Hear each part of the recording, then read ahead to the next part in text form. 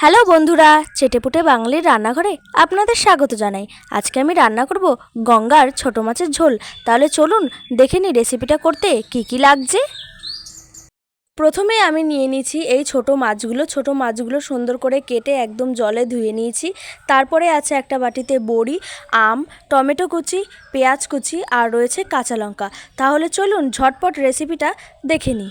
প্রথমে আমি দিয়ে দেব সাদা তেল। এই তেলটাতে এখন ভালো করে ওই মাছগুলো ভেজে নেব। তো পরিমাণ মতো তেল দেওয়া হয়ে গেছে।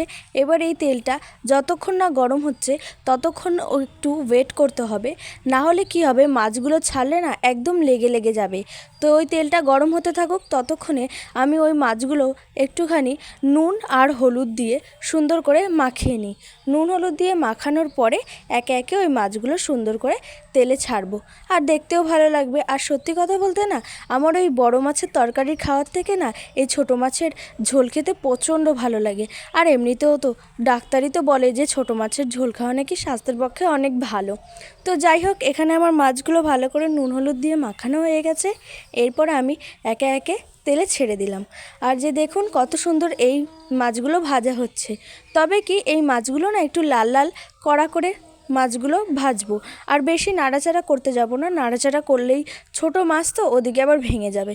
এখানে না শুধু অনেক রকমেরই মাছ আছে, ওই মোরলা মাছ বলে, চুনো মাছ বলে।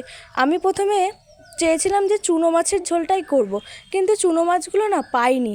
এখানে বলল যে এখানে সব ছোট মাছ আছে মিক্স করা, তো সেটাই নিয়ে চলে আসলাম। তো যাই হোক, এখানে আমার মাছগুলো একে একে আমি সুন্দর করে ভেজে নেব। এই যে মাছগুলো মোটামুটি ভাজা হয়ে গেছে, আর দেখতেও কিন্তু বেশ ভালো লাগে। আমি মাঝে মাঝে কী করি বলুন তো, এই মাছ ভাজা দিয়েও বেশ ভাত খেতে ভালো লাগে। বেশ লাল লাল করে মাছ ভাজা হবে আর গরম ভাত, উফ, আমার তো ভীষণ প্রিয়। তো যাই হোক, এখানে ভালো করে মাছগুলো ভাজা করে নিয়েছি। তারপরে আরও কটা মাছ ছিল, তো সেগুলো একে একে ছেড়ে দিলাম। মাছটা আমি রান্না করব আম দিয়ে। ওর জন্য যেই ছোট ছোট আমগুলো নিয়ে নিয়েছি, এগুলো আমি বাজার থেকে কিনে নিয়ে আসিনি। এই আমগুলো হচ্ছে আমাদের বাড়ির গাছের আম। দেখি কি এই এখন এই ঝড় ঝাপটার মধ্যে আমগুলো পড়ে যাচ্ছে, তাই আর কি করব, একটু বড় হয়েছে, অতও ছোট না আর অতও বড় না। তাই জন্য কুচি কুচি করে কেটে ভাবলাম এই মাছের তরকারিতে দিয়ে দিই। আর এই মাছের তরকারিতে যখন ঝোলটা দিয়ে বেশ ভাতটা মাখবো, পরে দিয়ে আমটা একটুখানি খেলে কি ভালো লাগে, ঝোলটা টকটকও লাগে, বেশ ভালো লাগে। তো এখানে আমার মাছ ভাজা হয়ে গেছে সব কটা। তারপরে ওই তেলেই কয়েকটা বড়ি ছেড়ে দিলাম। এই বড়িগুলো সুন্দর করে লাল লাল করে ভেজে নেব। এই বড়িটা আপনারা দিতেও পারেন, নাও দিতে পারেন। আমার আবার একটু তরকারিতে বড়ি হলে বেশ ভালো লাগে।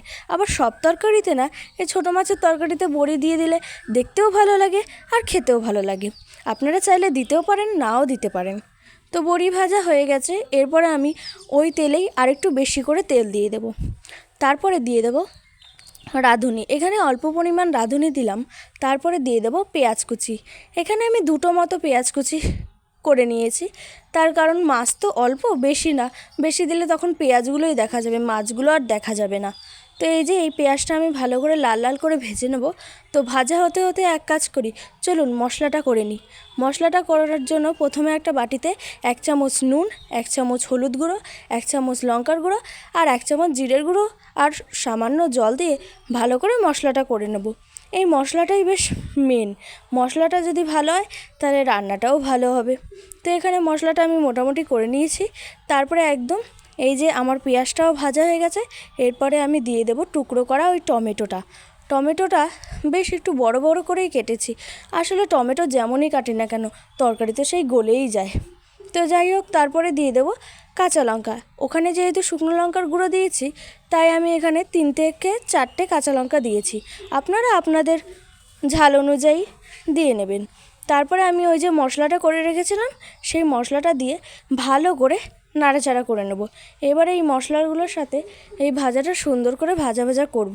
তবে কি ঢাকনা দেব না, ঢাকনা দিলে কিন্তু মশলাটা পুড়ে যাবে, আর তখন কিন্তু একটা ধোয়া ধোয়া গন্ধও বেরাবে, খেতে একদম ভালো লাগবে না। তো এই যে মোটামুটি মশলাটা করেছি। এরপর একটু ভালো করে নাড়াচাড়া দিয়ে নিলাম, আর মশলাটাকে প্রায় 5 থেকে 7 মিনিট একটু ভাজা ভাজা মানে কষিয়ে নেব। তারপরে দিয়ে দেব পরিমাণ মতো জল। এই জলটা দেওয়ার পর প্রায় 10 মিনিট মতো এই ঝোলটাকে একটু ভালো করে ফুটিয়ে নেব। আর ততক্ষণে টমেটোগুলো বেশ ভালো সেদ্ধ হয়ে যাবে। তো এখানে মোটামুটি আমার ঝোলটা ফুটছে, আর এর মধ্যেই আমি ওই ভেজে রাখা মাছগুলো দিয়ে দেব। তারপরে একে একে দিয়ে দেব ওই আমকুচিগুলো, কাঁচা আমগুলো। দেখুন ছোট্ট ছোট্ট আমগুলো দেখতে কি ভালো লাগছে না, আর খেতেও বেশ ভালোই লাগে। আমি আসলে এই রান্নাটা শিখেছি অবশ্য আমার মাসির কাছ থেকে। তবে কি আমার মাসি না এই মাছটা দিয়ে করেনি, আমার মাসি করেছিল বাটা মাছ দিয়ে আমের তরকারি। এত টেস্টি ছিল না খেতে, কি বলবো। তারপরে আমি নিজেই ভাবলাম যে এই ছোটো মাছের ঝোলে যদি আম ফেলে দেওয়া যায় কেমন লাগে। তো এই যে আম দেওয়া হয়ে গেছে, তারপরে এর উপরে দিয়ে দেব বড়ি। আমি আবারও বলছি বড়িটা কিন্তু অপশনাল, আপনারা চাইলে দিতেও পারেন নাও দিতে পারেন। তারপরে এই তরকারিটাকে প্রায় 5 থেকে 10 মিনিট ঢেকে রাখবো। তাহলেই আমাদের এই যে ছোটো মাছের তরকারি হয়ে যাবে। আর এই তরকারিটা দেখতেও যেমন সুন্দর, খেতেও ভীষণ ভালো, আর একদম সিম্পলের মধ্যে ঝটপট তৈরি হয়ে যায়। তাহলে বন্ধুরা এই ভিডিওটা এখানে শেষ করছি। আর রেসিপিটা কেমন লাগলো অবশ্যই কমেন্টে জানিও। ভালো লাগলে আমাদের চ্যানেলটা সাবস্ক্রাইব করে আমাদের পাশে থেকো। তোমাদের সাথে দেখা হবে অন্য আরেকটা নতুন রেসিপি নিয়ে। টাটা।